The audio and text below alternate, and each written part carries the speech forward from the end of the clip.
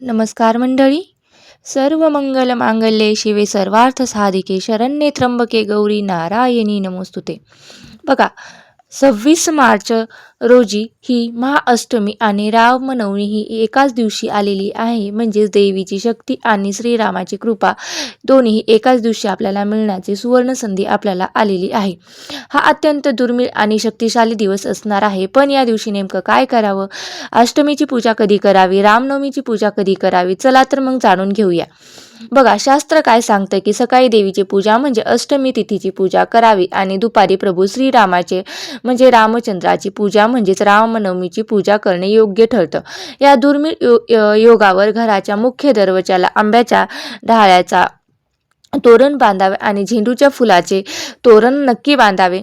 यामुळे घरातून नकारात्मकता बाहेर जाते आणि सुख समृद्धी घरात प्रवेश करते अशी मान्यता आहे. या दिवशी म्हणजे अष्टमी आणि नवमी एकत्र आल्याने संध्याकाळी घराच्या उंबरठ्यावर 2 दिवे आवर्जून लावावेत.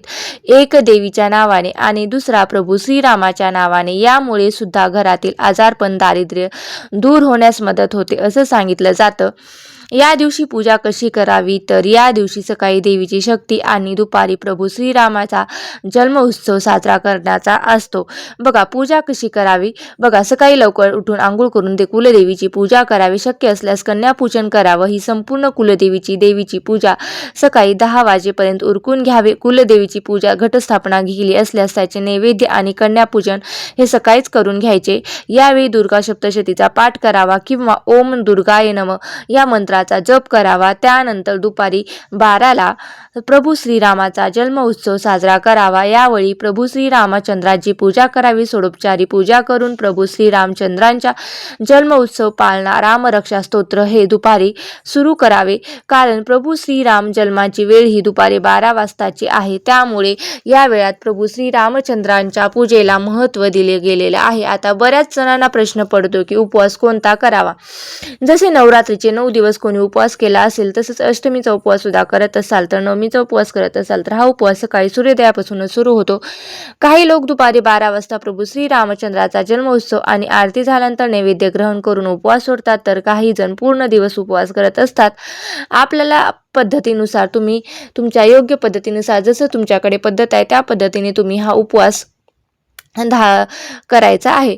उपवासात तुम्ही साबुदाणा व भात, बटाटे, शेंगदाणे, दूध, फळं खाऊ शकतात. उपवासाचा मुख्य उद्देश काय असतो, तर तण शुद्ध ठेवणे. जर नवरात्रीचे 9 दिवस उपवास करत असाल तर हा तुमचा शेवटचा मुख्य उपवास असणार आहे.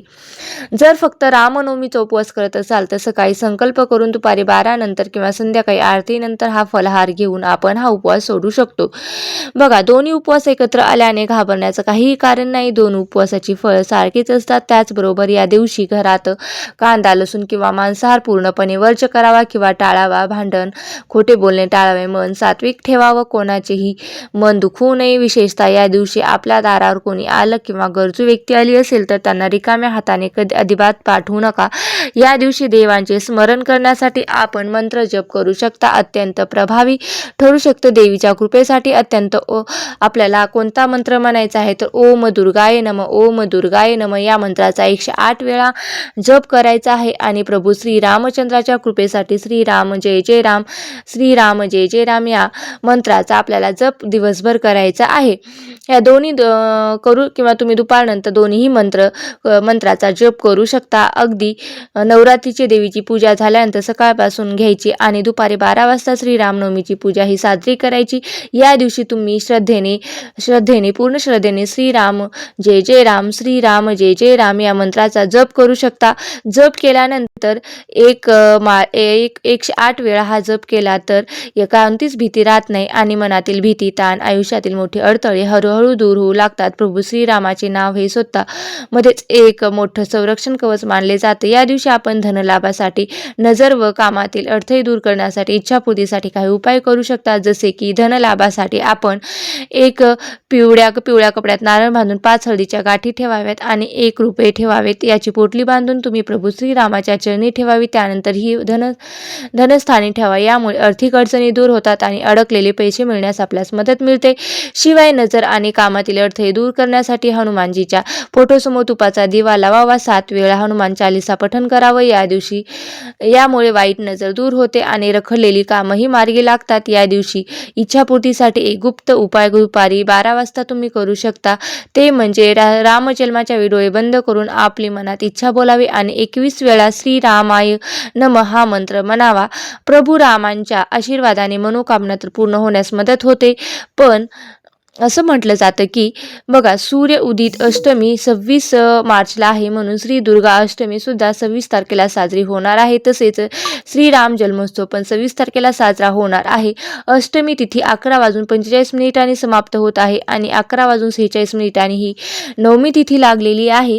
घरी आणि मंदिरात दुपारी तुम्ही 12 वाजता श्रीराम जन्मोत्सव साजरा करू शकता. रामनवमी 27 तारखेला असून अनेकांकडे ती या दिवशी कुलाचार म्हणजे कुलधर्म करण्यात येणार आहे. स्थानिक पंचांगानुसार काही तज्ज्ञ व्यक्तींच्या सल्ल्यानुसार आपण कुलाचार पाळावे. त्याचबरोबर काही स्थानिक पंचांगानुसार सूर्योदयाच्या वेळेत बदल झाल्यामुळे मुहूर्ताच्या वेळेत सुद्धा काही ठिकाणी काही मिनिटांचा फरक पडू शकतो किंवा असू शकतो. रामनवमी हा चैत्र नवमीचा 9वा दिवस असतो. जर तुम्ही नवरात्रीचे 9 दिवस उपवास करत असाल तर 27 मार्च 2026 रोजी सकाळी 10:06 किंवा सूर्योदयानंतर उपवास सोडावा, म्हणजे व्रताचं पारायण करायचं हे योग्य ठरेल असंही सांगितलं जातं. यासाठी तुम्हाला जसं तुमच्याकडे आहे त्या पद्धतीने तुम्ही करू शकता. तसेच 26 मार्च रोजी ही अष्टमी आणि रामनवमी एकत्र आलेली आहे. या दिवशी काय करावं, तर या प्रश्नाची उत्तरे मी तुम्हाला सगळं या व्हिडिओमध्ये दिलेले आहे. तुम्हाला जर काही शंका असेल तर तुम्ही नक्कीच मला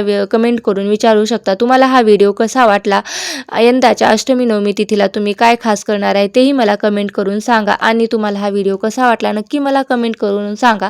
आणि तुम्हाला ही जर माहिती आवडली असेल तर नक्की लाईक करा, शेअर करा आणि चॅनलवरती नवीन असाल तर सबस्क्राईब करायला विसरू नका. धन्यवाद.